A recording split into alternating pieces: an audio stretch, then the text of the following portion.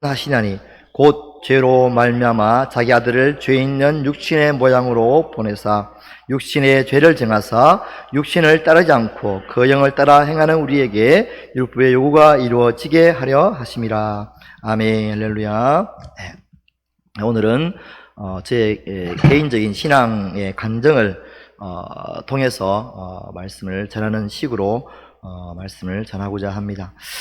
네, 저는 지난 시간에 계속해서 그리스도의 정체성에 대해서 말씀을 드렸습니다.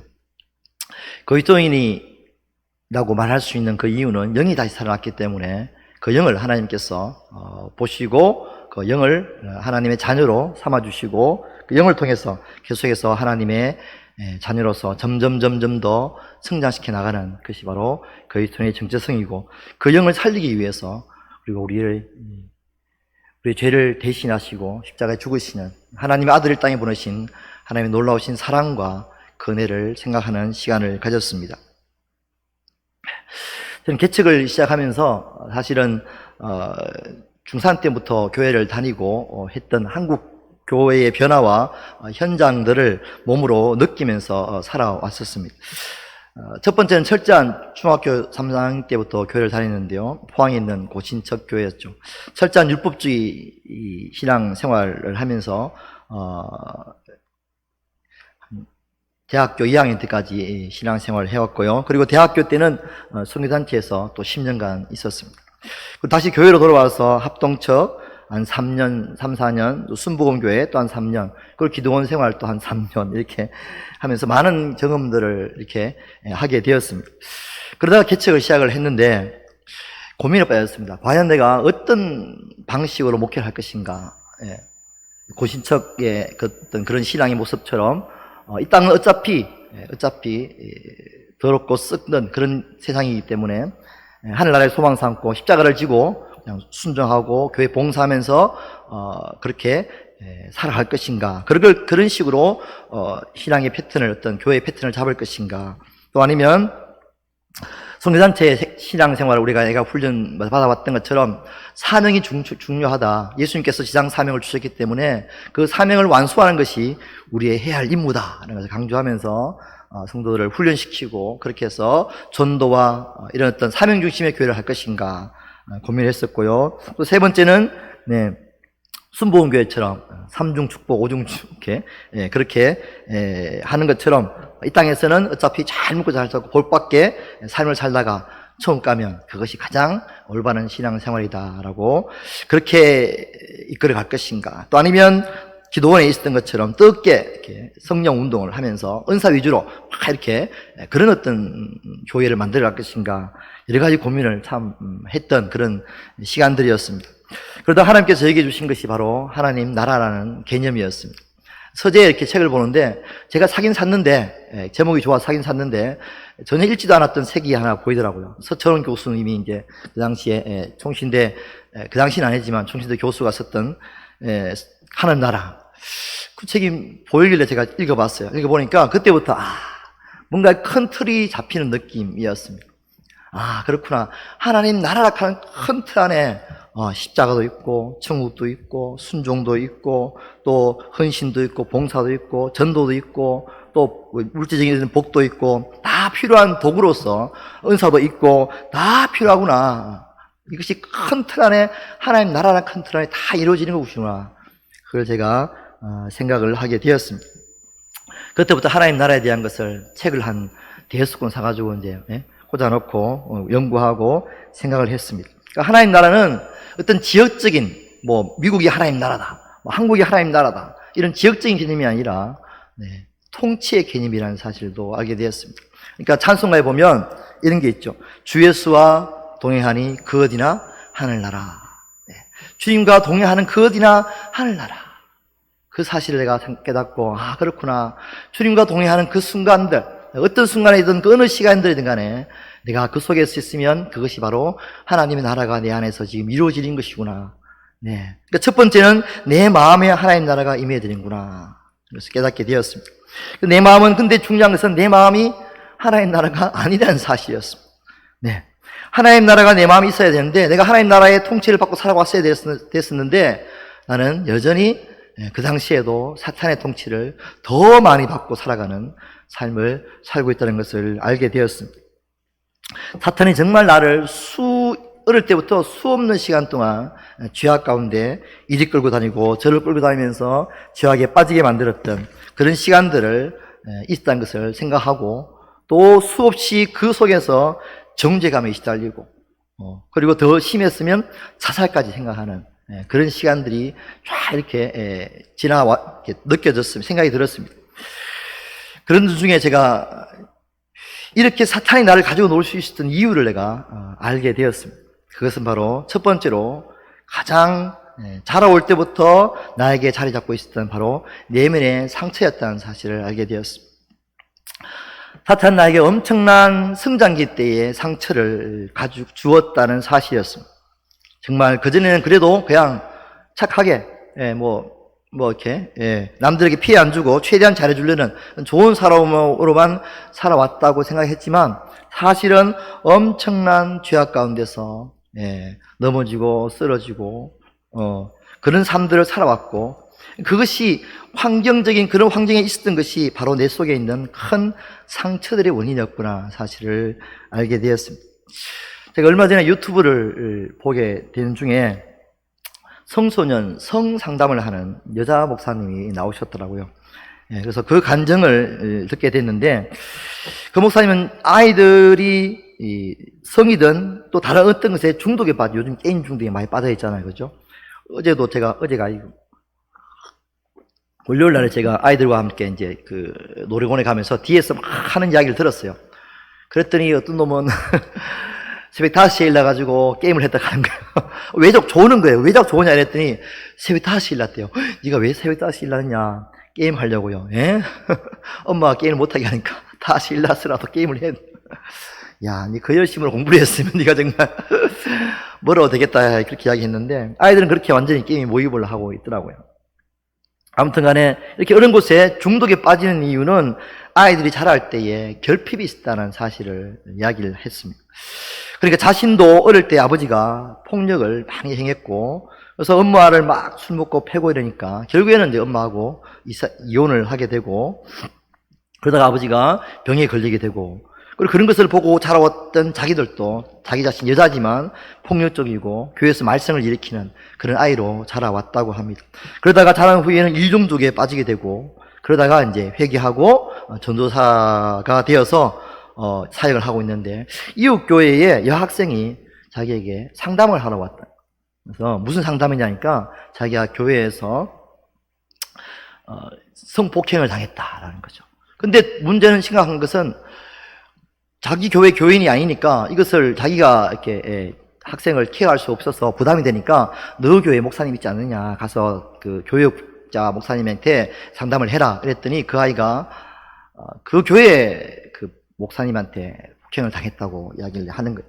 그 아이는 너무 충격을 받아서, 그러면 3일 후에 내가 오너라, 내가 상담을 해주겠다 그렇게 했는데, 그 3일 사이에 그 아이가 자살을 선택을 했다고 합니다. 그러니까 그런 걸 자기가 경험하고 왜 이런 일이 교회에서 벌어지는가 고민을 하면서, 그때 자기가 이제 학생들의 중독에 대해서 그리고 이런 문제에 대해서 공부를 하고 지금 상담까지 오게 되었다는데요.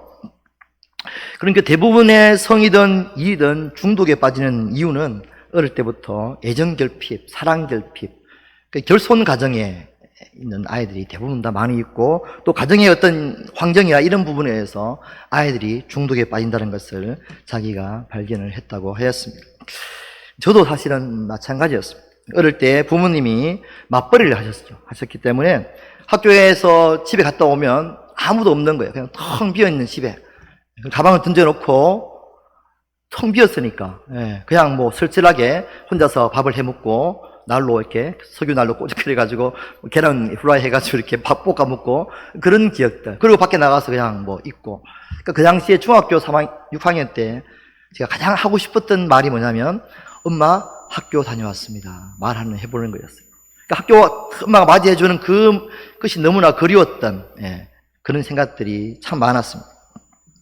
아버지는 여전히 집에 뭐 얼굴을 볼 수가 없었고, 보였을 때는 전혀 말이 없었고, 그래서 너가 아버지가 맨날 입에 꾸릉내가 난다 이런 말을 많이 하셨고, 거기다가 화를 또 한 번씩 볼 때마다 화를 내셨고 내 모습이 너무 마음에 안 들었는지 남자답지도 못하고 맨날 구석에 처박혀 있는 그런 모습들 화를 내셨고, 집안일은 더욱더 아예 그냥 신경을 안 쓰시는, 내가 학교를 가는지 안 가는지 너가 아버지는 뭐 늘 뭐 그렇게 말씀하시는 거죠. 이렇게 자라왔기 때문에 저도 여러 가지의 중독에 많이 빠지게 되었습니다. 또한 애정결핍이나 자신감 결여, 또 분노 이런 것들이 많이 있었습니다. 절대 저는 아버지처럼 안 살겠다, 나는 절대 아버지처럼 안 살 거야 했지만 나이 40이 되니까 똑같이 나도 모르게 아버지처럼 살고 있는 모습을 제가 발견을 하게 되었습니다. 집안일에도 전혀 신경을 안 쓰죠. 왜냐하면 그것이 당연하다고 생각했기 때문에. 아버지가 집안일에 신경 안 쓰는 것에 대해서 너무나 당연하게 생각했고, 엄마는 쉽게 말해서 부인은 집안일, 남편은 바깥일, 그 죄책감이 전혀 없는 거였어요. 그러니까 거의 뭐 다 맡겨놓고 나는 그냥 바깥일만 신경 쓰고, 그렇다고 돈도 벌어주느냐, 돈도 제대로 못 벌어주면서도 그냥 신경 안 쓰는. 그러니까 얼마나 그 집사람이 고생을 많이 저 때문에 했는지 지금도 사실은 뭐 미안해서 할 말이 없을 정도로 그런 마음인데, 뭐 바가지 긁어도 저는 지금도 할 말이 없는 형편에 와 있습니다, 사실은. 이런 것들에 대해서 저는 사실은 전혀 죄책감이 없는 그런 삶을 살아왔습니다. 아무튼 이런 삶을 제가 돌아보면서, 내가 살아오면서 받았던 상처들이 이렇게 큰 나에게 영향을 미치는구나. 그리고 이 상처가 다시 또 나를 죄 중에 빠지게 만들고, 다시 또 그 죄 중에 빠지면서 또 다른 사람에게 상처를 주게 되는, 아이들에게 상처를 주고 집사람에게 상처를 주는 그런 삶들이 계속해서 악순환처럼 반복이 되는구나 라는 사실을 제가 깨닫게 되었습니다. 내 속에 있는 상처가 계속해서 나와 타인에게 죄를 짓게 만드는 요소가 될 수 있다는 사실을 절실하게 깨닫게 되었습니다. 그러면서 내적 치유를 통해서 상처 치유를 많이 받게 되었는데요, 상처를 치유받을 때는 참 행복하고 또 즐거웠어요. 내 속에 있는 또 감정들 다 뽑아내고 마음이 참 평안했고, 또 미움이 사라졌고 분노도 사라지고 너무나 좋았습니다. 문제는 그것이 또 한계가 있다는 사실을 제가 깨닫게 되었습니다. 이것은 혼의 부분이고 마음적인 부분이구나 사실이었죠. 그러니까 인간이 기능적으로 보면 혼도 있고, 그죠? 마음도 있고, 육체도 있고, 또 안에 우리 속에 영도 있지 않습니까? 그러니까 이런 마음적인 부분, 쉽게 말해서 세상에서 지금도 요즘 한창 뭐 노래가 엄청나게 뜨고 있잖아요, 그죠? 미스터 트롯인가? 뭐 그거 보면 뭐 감동의 감동을 사람들이 막 받습니다. 뭐 이 애절하게, 그죠? 눈물도 흘리고 너무 막 이렇게, 이게 이제 혼적인 부분이죠. 혼적인 감동을 주는 것이죠. 이게 치유되기도 하고, 뭐 힐링 이렇게 이야기도 하기도 하죠. 그러나 결과적으로는 영의 부분까지는 못 건드린다는 사실이었어요. 감정적인 부분들 충분히 치유가 됐을지라도 내 속에 있는 영의 부분까지는 물론 도움은 됩니다. 영의 세계로 들어갈 수 있는 인간적인 어떤 그런 죄악 가운데서 회개하고 치유받는 것은 도움은 되지만, 그러나 그것이 근본적으로 영의 문제를 터치할 수는 없었다는 사실이었습니다. 다시 환경이 나빠지고 상처를 받게 되면 다시 또 죄성이 올라오고, 그렇죠? 또 죄가 다른 사람에게 상처를 줄 수밖에 없는 그런 삶을 또 살아갈 수밖에 없다는 것을 제가 발견하게 된 거죠. 그리고 제가 이제 알게 된 것은 그거죠. 그렇구나. 영성으로만. 계속 지금 우리가 그 솔로몬의 이야기를 하고 있는데요, 솔로몬도 마찬가지죠. 인간적인 모든 거 다 해봤잖아요, 그죠? 다 해봤지만 혼적인 부분 다 채워본 거죠. 지식적인 부분도 정말 채워보고 다 해봤지만 다 뭐예요? 헛되다는 사실. 왜? 그것이 영혼을 채울 수 없다는 사실을 솔로몬은 철저하게 자기가 깨닫게 된 것을 말해주고 있습니다. 영성으로만 내 마음을 진정으로 바꿀 수 있고, 심리 치유도 좋지만 그것이 한계가 있다는 사실, 그렇죠? 영의 만족과 영혼의 변화를 줄 수 없다는 사실이었습니다. 온전히 주님을 의지하면 오직 성령께서 내 마음을 진정으로 변화시켜 주셔야만 내가 다시 죄 중에 빠지지 않게 되고 다시 진정한 그리스도인의 삶을 영적으로 살 수 있음을 알게 되었습니다. 영이 성장하고 변화될 때 진정으로 하나님 원하시는 마음의 변화가 될 수 있음을 알게 되었습니다.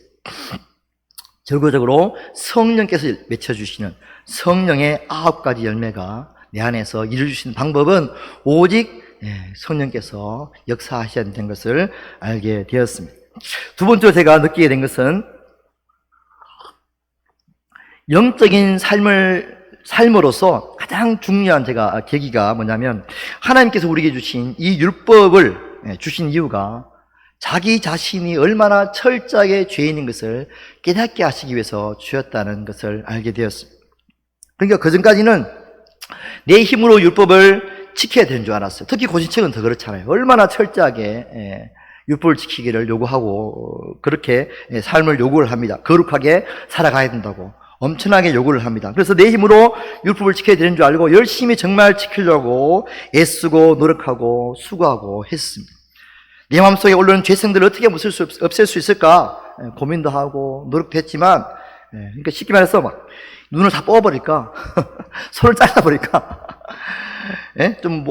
집에 있는 텔레비를 다 부숴버리고 막 컴퓨터를 다 없애버리고 막 아예 산에 올라가가지고 기도를 처박혀가지고 막 그냥 기도만 하고 살면 내 마음속에 죄성이 없어질까, 별의별 생각과 고민들을 다 했지만 다 힘이 없고 소용이 없는 것이었어요. 집을 떠나버리면 상황이 안 되잖아요. 그죠? 뭐 가정이 있으니까. 그러니까 정말 가장 부러웠던 사람이 바울이었습니다. 아무런 뭐 제약도 없이 그냥 오로지 그냥 복음이만, 영성만 추구할 수 있는 그 바울이 너무나 부러웠기도 했습니다. 그러니까 저는 내 힘으로 율법이 죄를, 두 번째는 율법이 내 힘으로 지키는 도구가 아니라 죄를 깨닫게 하는 그런 도구임을 제가 깨닫게 되었습니다. 율법은 지키라고 주신 것이 내 힘으로 지키라고 주신 것인 줄로 제가 알았습니다.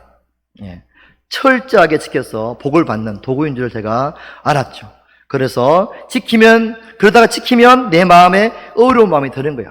내가 율법을 하나님 말씀 살았다. 니는, 그러면서 장로를 정죄하는 거죠. 니는 그렇게 왜 못 사냐? 정죄하기도 하고요. 또 그러다가 또 못 지키면 죄책감이 쌓이고 이런 죄인, 나 같은 놈, 이렇게 두 가지가 계속해서 왔다 갔다 하는 삶을 살게 되었습니다. 그러니까 원래 태어날 때부터 우리가 죄성을 가지고 태어났기 때문에 스스로의 힘으로는 도무지 율법의 요구를 이룰 수가 없으며, 그래서 율법을 말미암아 내 스스로가 얼마나 죄인인 것을 알게 하는 도구로서 철저하게 율법이 사용되고 있음을 제가 성경을 통해서 알게 되었습니다. 처음부터 죄인이기에 죄인은 스스로 율법을 이룰 수가 없기에 하나님께서는 그 죄성을 철저하게 알게 하시기 위해서 율법을 주셨음을 알게 되었습니다. 오늘 로마서 3장 19절 20절 한번 찾아서 읽으시겠습니다. 로마서 3장 19절 20절입니다.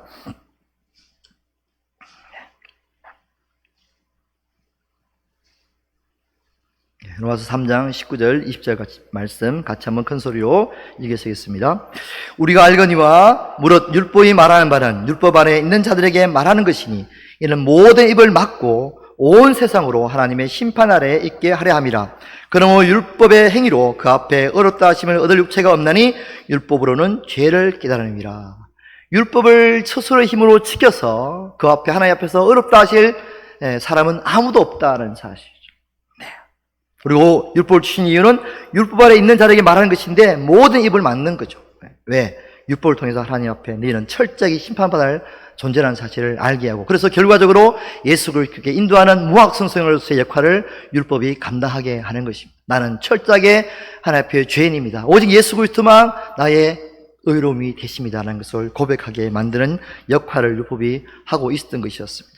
정말 이것은 저에게는 영적으로는 유레카와 같은 그런 발견이었습니다.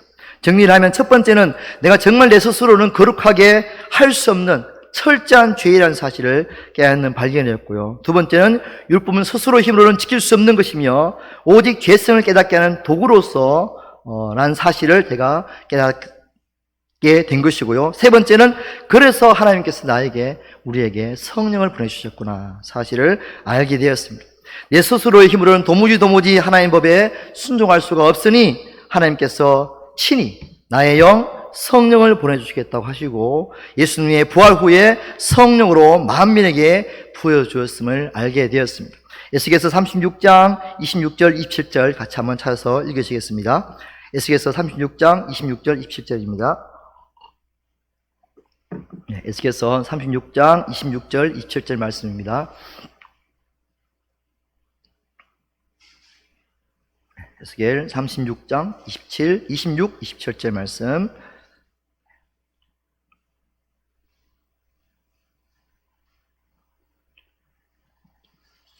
네, 에스겔입니다. 읽으시겠습니다. 시작.